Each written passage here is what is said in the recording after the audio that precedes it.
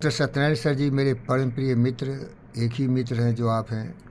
बहुत सारे हमारे सहयोगी हो सकते हैं, लेकिन मित्र का जो एक जिम्मेदारी आप ही निभा रहे हैं। डॉक्टर जीवी कृष्णा रेड्डी, मानव रत्न जिसे मैं संबोधित करता था, वो उनको किसी ने दे दिया था पद्म भूषण। तो मुझे लगा बहुत छोटा है और वो लोग खरीद लेते हैं पैसा देकर। ये गवर्नमेंट सब क्या करता है ना, डिग्री बेचती है। एक ही है नरेंद्र मोदी जो डिग्री बेचता नहीं है।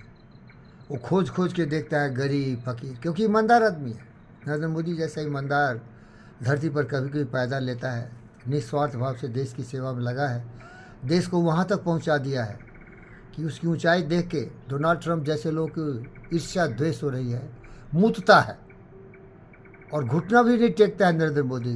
डोनाल्ड ट्रंप इसको भी परेशान करने की बहुत तोड़ कोशिश करता है। 25%, 50%, 400%, 500%। बोलता है डग से मग नहीं, पहाड़ों में लगा साले जितना लगे।